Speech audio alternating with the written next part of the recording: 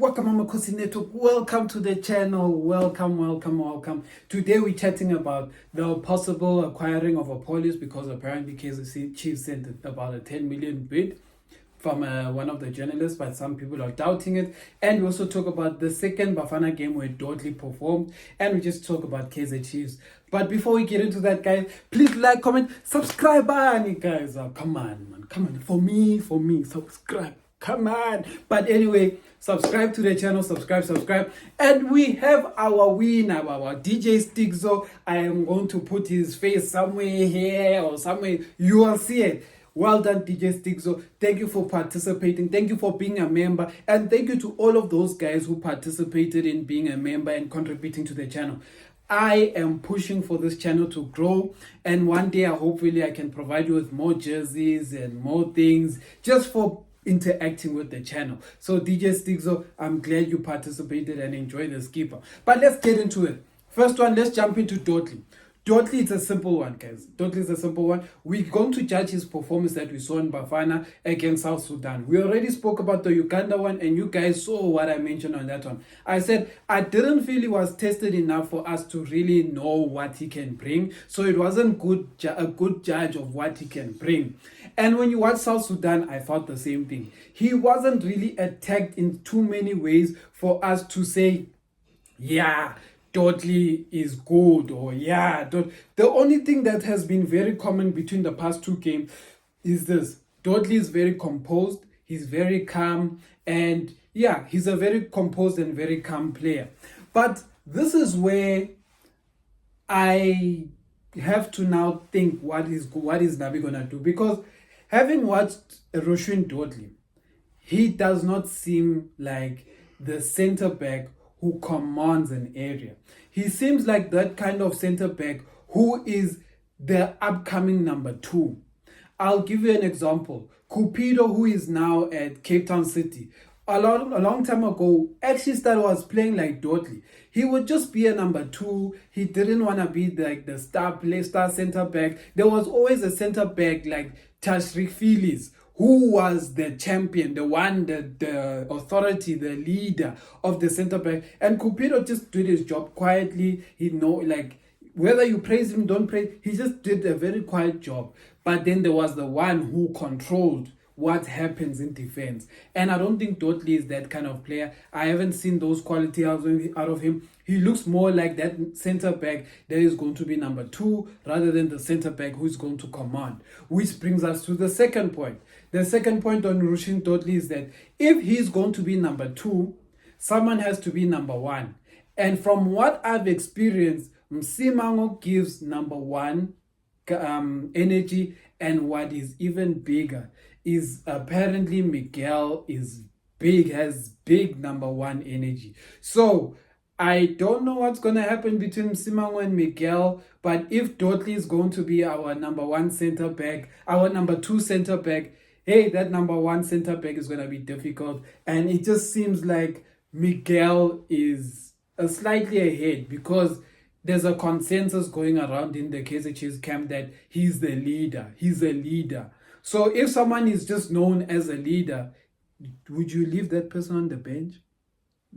So that's what I'm getting from that. But other than that, guys, we saw that Appollis, exceptional game for Bafana. He did tremendously well over the past 2 games. Actually, some of us didn't even want him to be substituted ever. We thought we could score 20 goals with him on the field, but it didn't happen. But with Appollis, apparently his Algeria deal fell through. He is no longer going to Algeria, so now it's about the SA market or not, what is going to happen there. And I've been hearing that the transfer market is actually closing tomorrow or today. I don't know what's happening. I don't know when the transfer market is closing. That part, please, you guys will correct me in the comments.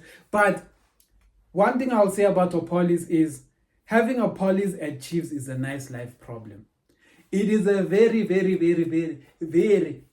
nice life problem, because when you have Appollis, guys, hey, the people who are going to sit bench are going to cry, because we are going to have Appollis, Serino, Mdu, Shabalala, Mfundo Vilagazi, Modi.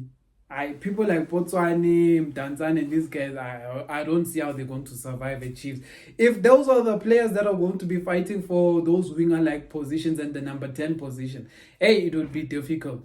But I don't know what to say about the rumors. If it happens, it happens. If it doesn't, it doesn't.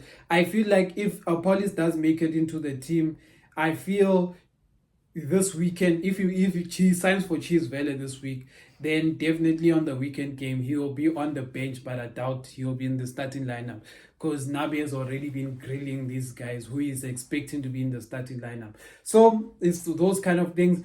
But other than that, the other thing I wanted to chat about is just like Chiefs, guys. So one thing I wanted to say about this is that I am at that point. You guys will know that I've been refraining from talking too much about how Chiefs plays, the starting lineup, and all of those things. Even though before the game, I will predict the starting lineup.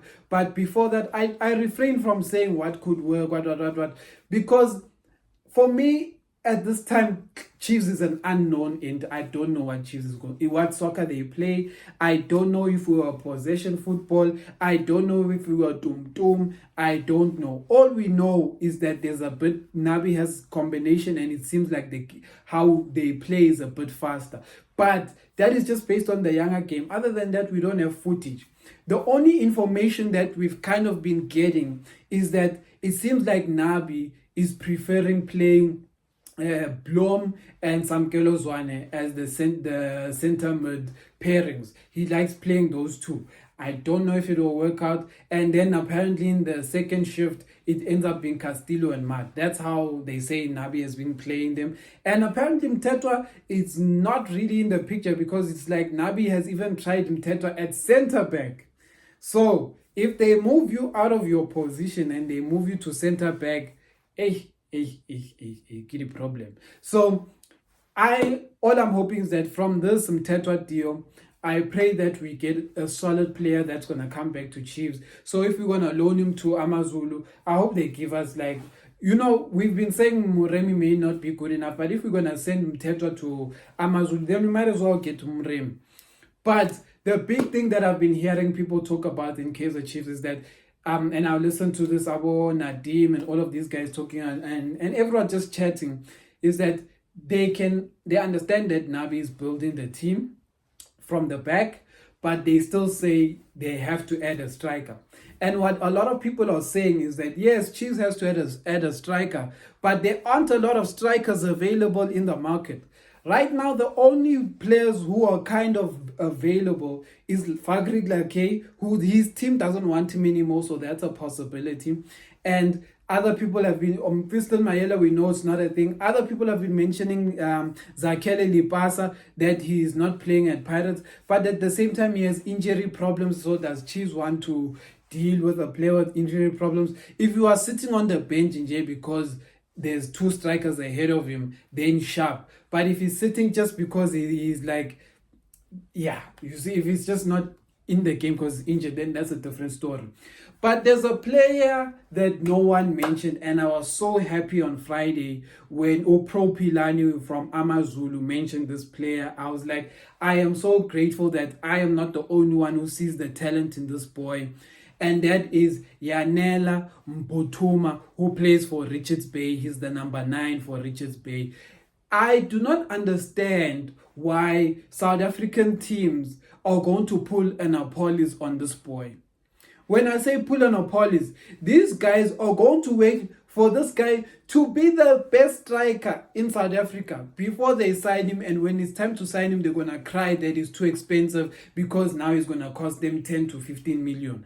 Whereas, if you had the foresight, you would see that Mbuthuma is a solid striker, a very, very solid striker. The boy knows how to header.